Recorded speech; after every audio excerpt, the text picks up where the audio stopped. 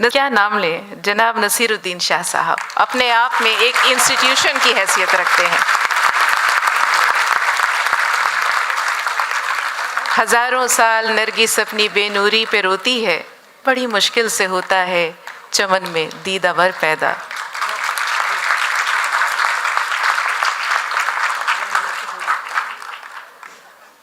और हम चाहेंगे कि हमें जो कुछ लिखा है वो कहने का मौका भी ज़रूर मिले।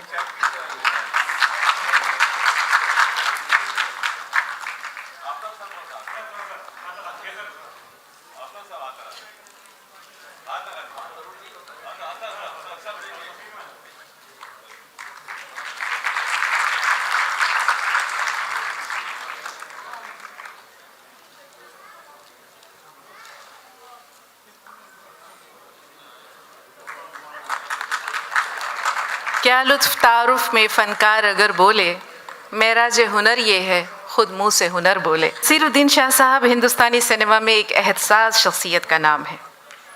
जैसा कि आप जानते हैं कि अलीगढ़ मुस्लिम यूनिवर्सिटी से ग्रेजुएशन के बाद 1971 में दिल्ली के नेशनल स्कूल ऑफ ड्रामा में दाखिला लिया और फिर शुरू हुआ जद्दोजहद और कामरानियों का एक लंबा सिलसिला।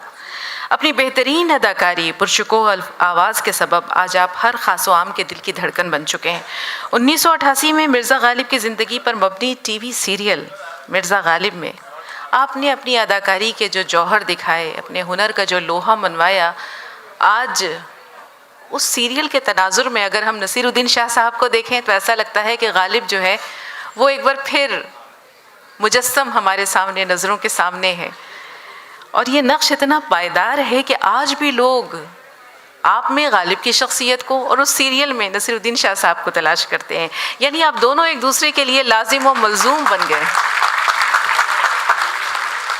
कितना अच्छा हो अगर इस वक्त आपसे हम मुअद्दबाना इल्तिमास करें कि तशरीफ़ लाइए, हम आपकी ज़ुबान गोहरबार से कुछ मुकालमे सुनना चाहते हैं। भरपूर तालियों के साथ हम सब के हर दिल अजीज़, बहुत महबूब जनाब नसीरुद्दीन शाह साहब तशरीफ़ लाएं। बहुत बहुत शुक्रिया, सलामत रहें।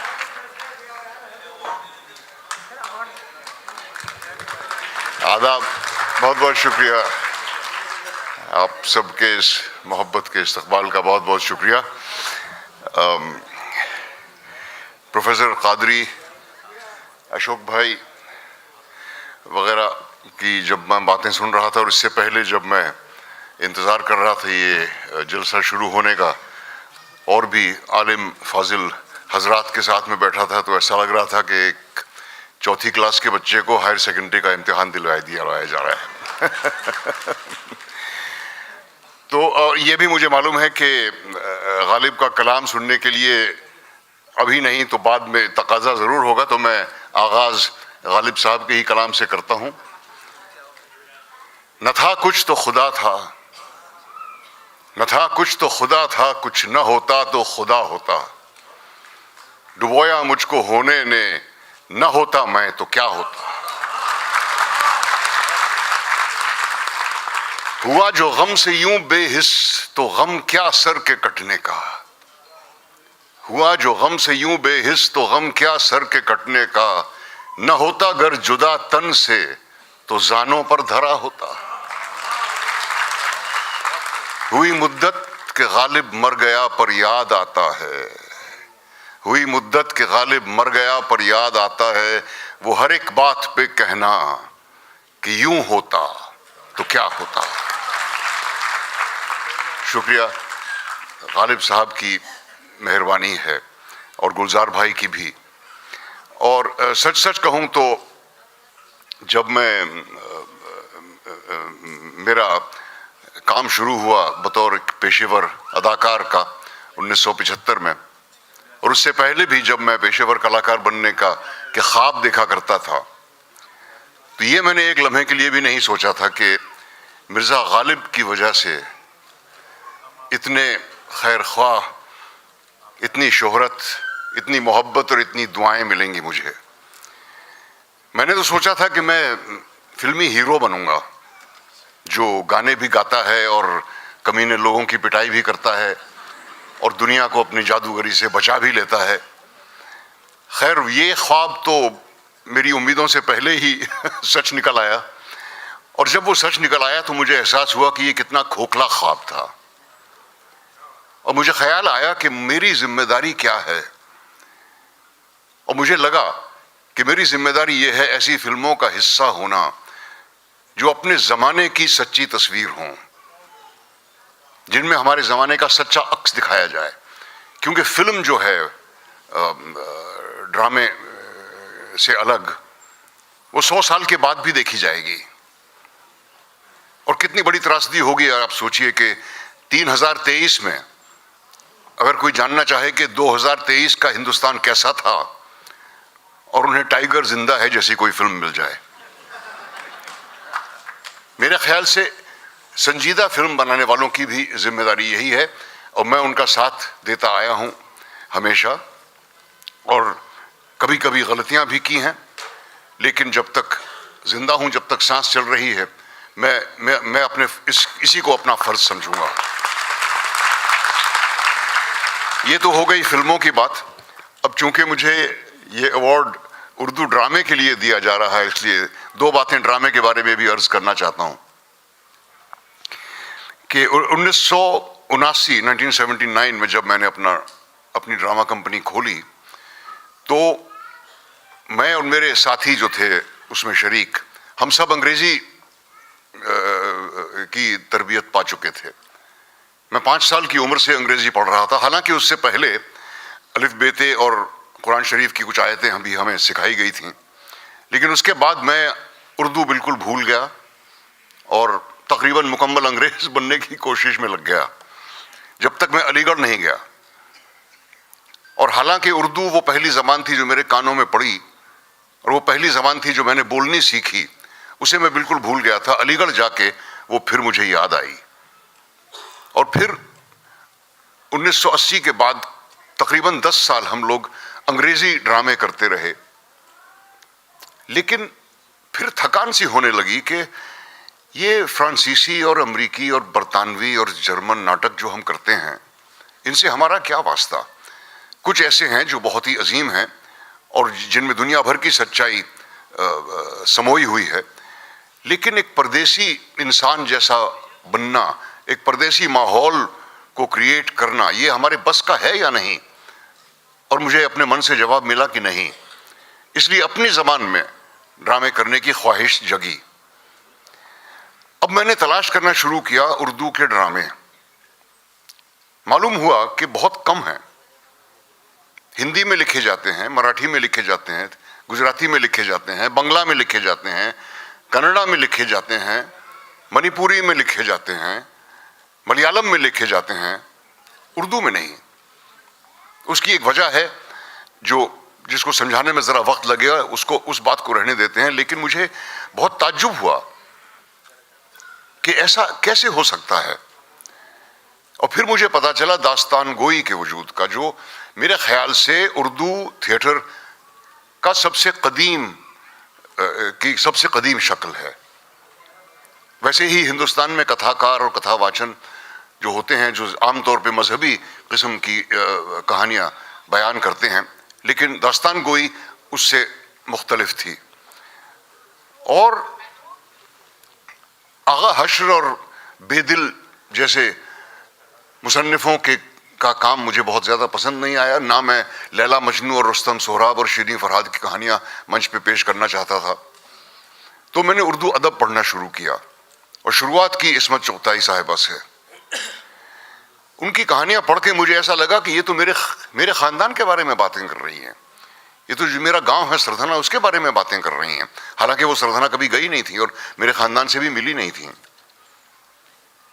मंटो साहब की कहानियाँ पढ़ी, मुंशी प्रेमचंद जी का कलाम पढ़ा, कृष्ण चंद जी का, राजेंद्र सिंह बेदी साहब का, पितरस बुखारी का, इम्तियाज अली ताज साहब का।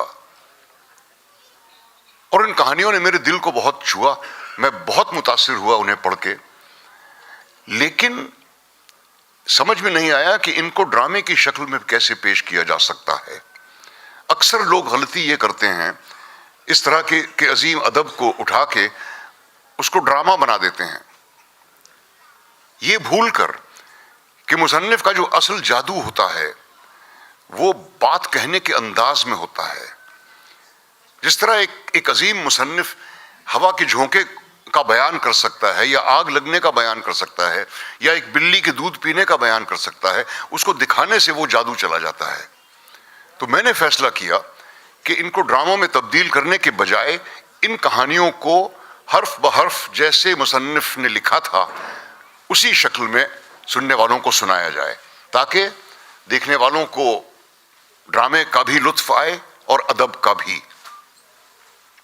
और साथ में ये करते करते, क्योंकि मैं अमरीकी अदाकारों से काफ़ी मुतासिर था, जिनके बारे में आप लोगों ने सुना होगा कि उनका एक तरीक़ा है काम करने का, द मेथड, जिसमें मुझे बहुत यकीन था उस वक्त, जिसका जुज़ ये है कि जो किरदार आप कर रहे हैं वो किरदार आप बन जाइए पूरी तरह से।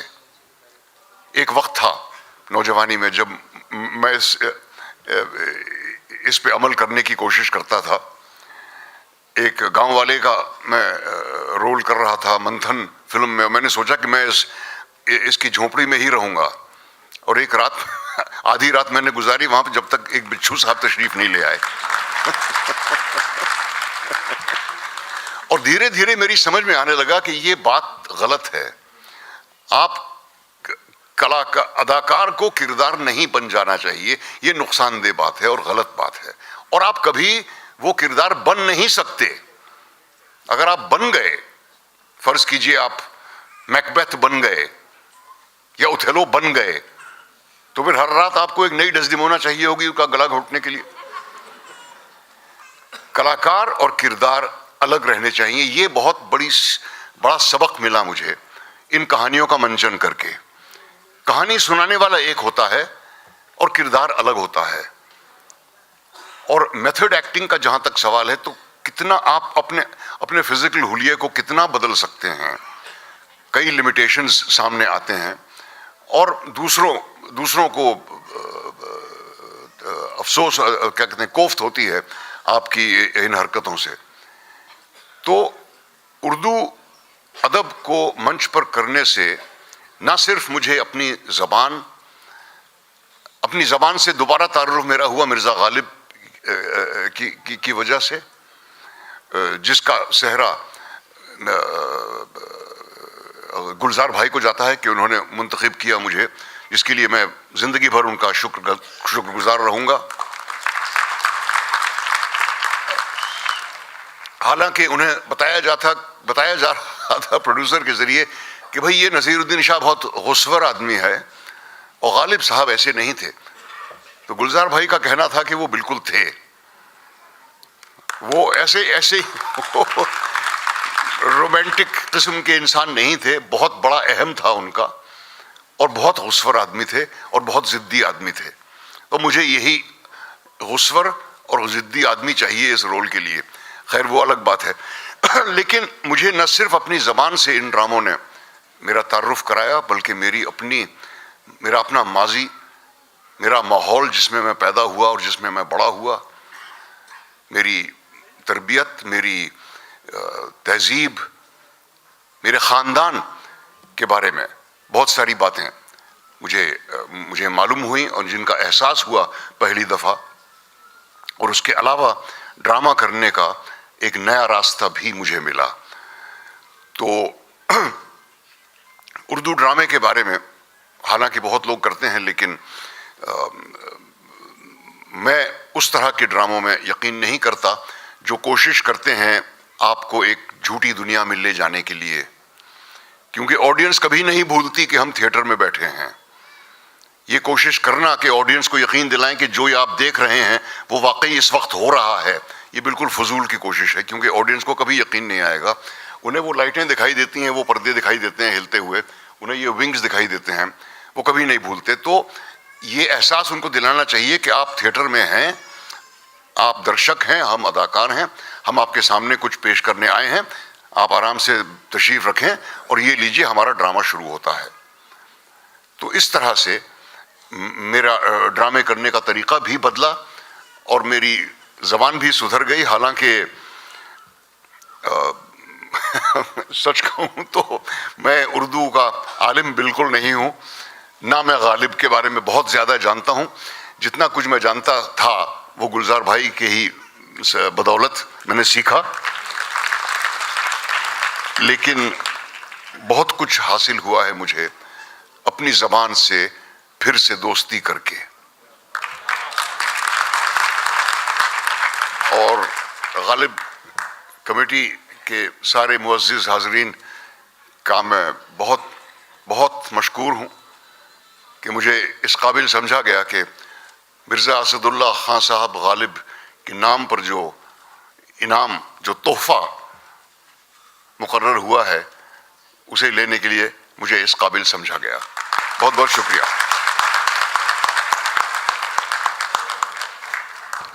बहुत बहुत शुक्रिया। रफ़अतों, बुलंदियों और सरफराजियों का सिलसिला अभी जारी है।